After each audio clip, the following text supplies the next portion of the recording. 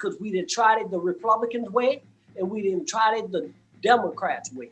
And both ways haven't worked. So we need a working class party. I love it. Essential workers. Everybody go out and fight and risk bringing COVID home. On February 1st, We Can't Wait New Orleans and Oakland Socialists talked with Belden Nuniman Batiste, who's running for Congress in Louisiana's 2nd Congressional District.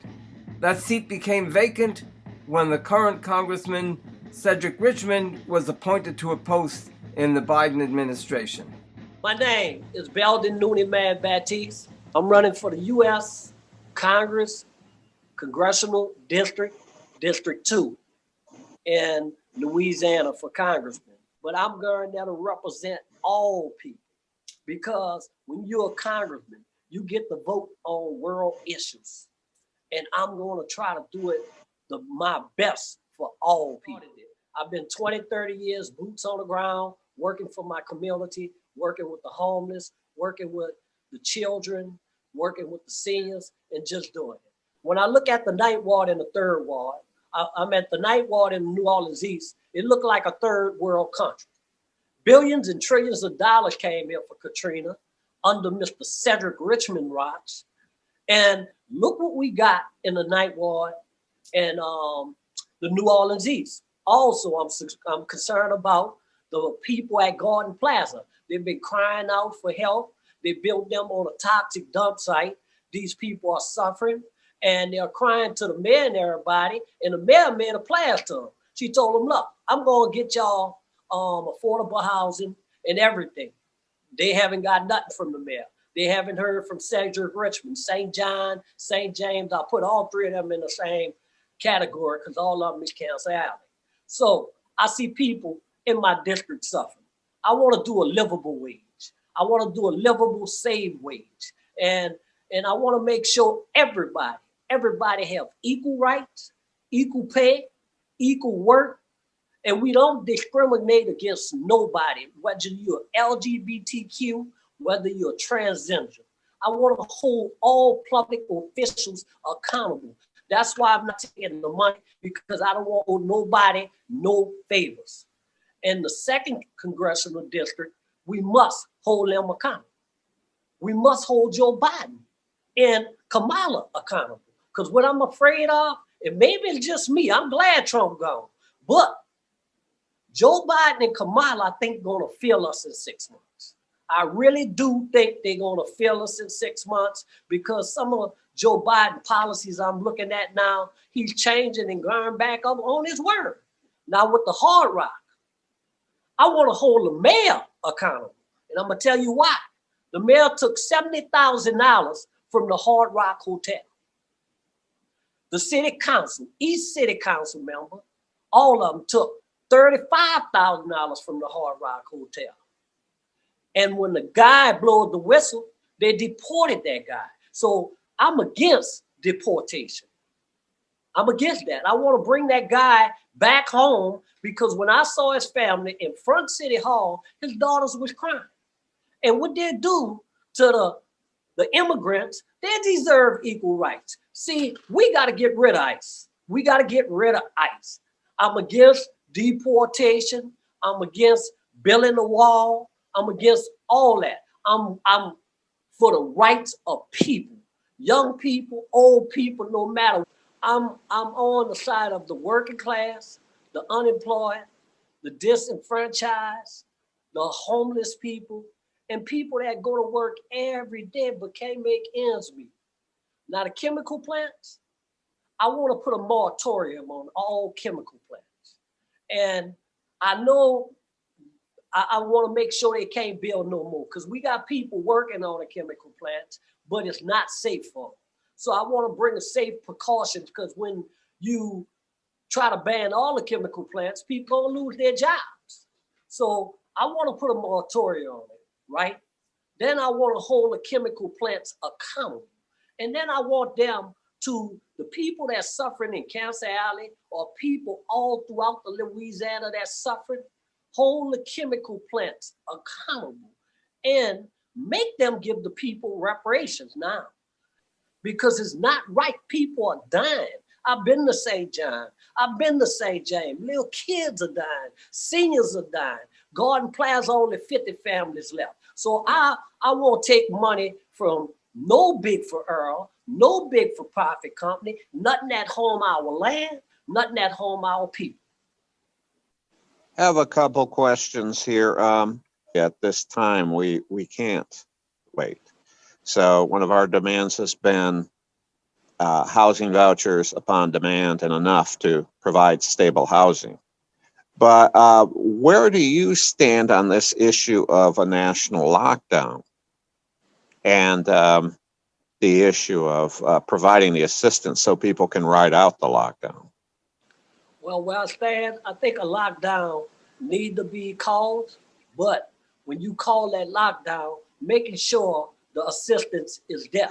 And what I mean is people got to worry about unemployment, because if you look, they say 1 month you're getting it, and then the two months they might skip and say the third month you're getting it. Some people are not getting it. It's not enough what they're doing. What we should do with the unemployment, we're in 2021. We know COVID is real. We know COVID gonna be here. So we studies keep doing it every month.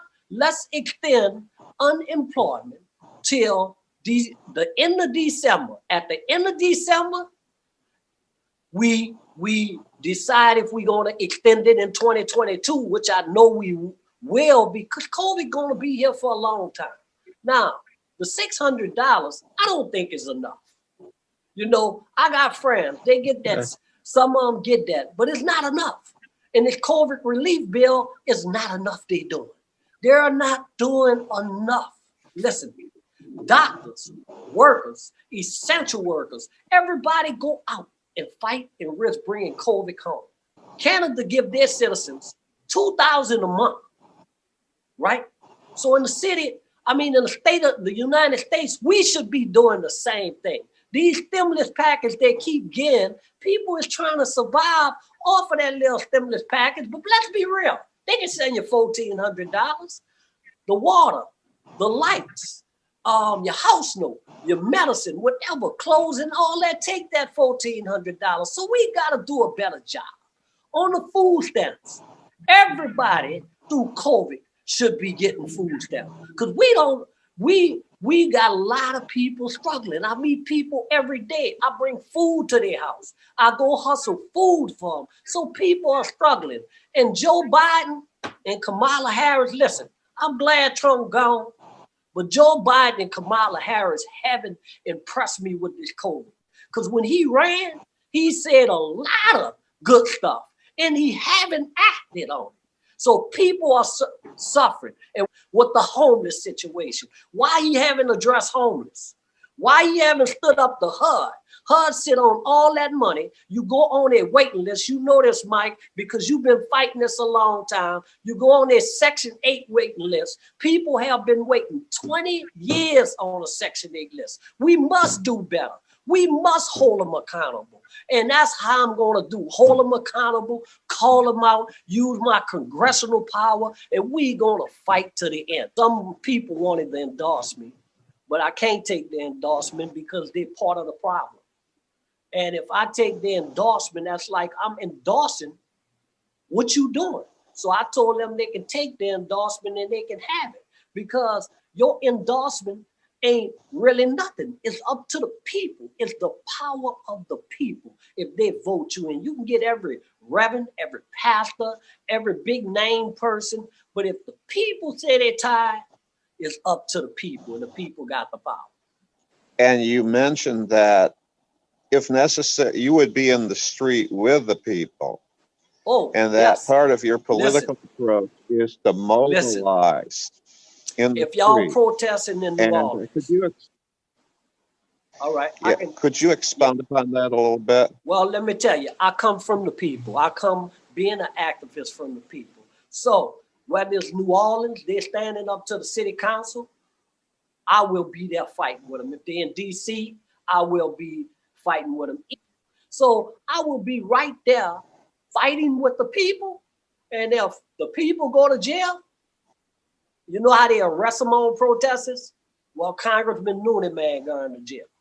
The community know what they want. The groups know what they want. I will try to bring all the groups together, have a function like once a month.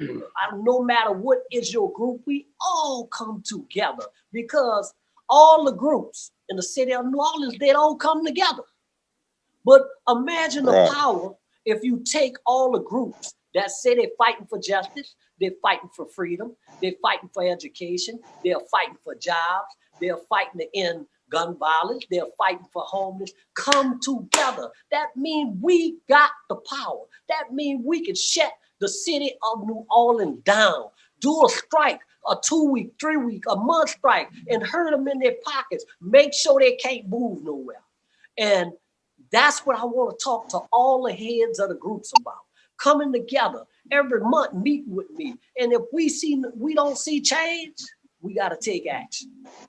Why do our Well, leftist groups just challenge the Democratic Party, which runs everything here? I've been studying that for 2 years. And some of these groups are getting grants and all kind of stuff. So that's why they're not doing it. And so they're really not practicing what they preach. So that's what that's my feeling on that, Mike. And you know, Yeah. that's just like, look, I'm gonna give you a perfect example. I won't just jump off the list subject. What happened in Washington, D.C. when they had the riot? The Republicans, the white supremacist Republicans, destroyed democracy in Washington, D.C. But wait, Mike, everybody is catching because I'm about to put it together for y'all. The white supremacists like Steve Scalise and many others, there was what Trump, you know, and that was like we make a pledge of allegiance, say, and you know, I'm not gonna say the whole pledge, but it said what? Liberty and justice for all. And the Republicans say that pledge in Washington, D.C., and they don't live by it. But I'm mad with the Democrats too because of what happened in Washington, D.C. And I'm gonna tell you why. The Democrats support those same white supremacists and they take their money. They talk about Rousers. Yeah, Rousers wrong, but these Democrats call them out. Look at their money for their campaigns. Look at the money they get from these white racist Republicans. Then you look in the race. Democrats are endorsing these white supremacists that led the riot in the White House. You see what I'm saying? So I look at the Republicans and Democrats as the same because they out front, they're playing like they're fussing behind closed doors. They don't fuss. That's why I want to be in that room as independent. And I will tell the people what's going on. And I will tell the people the truth. We've always had, really, it's one party with two different heads. It's the big business party. And it's got the Republican and the Democratic heads. And Yes. I think that what we need is a working class party. And I love that. That's why I say that I'm a progressive independent. And the reason why I say I'm a progressive independent, because what you say, the working class, they make the United States, America, and everywhere. I don't care where they go, they make it happen. They do the work. They get the least of everything. And so we need a working class party that everybody can come to. And I will support that. I've been supporting, like I've been saying, let's build an independent party and let's build it strong from the ground on up. But I love the other part is the working class. You're right. We need to build a party like that because we didn't try it the Republicans' way and we didn't try it the Democrats' way. And both ways haven't worked. So we need a working class party. I love it.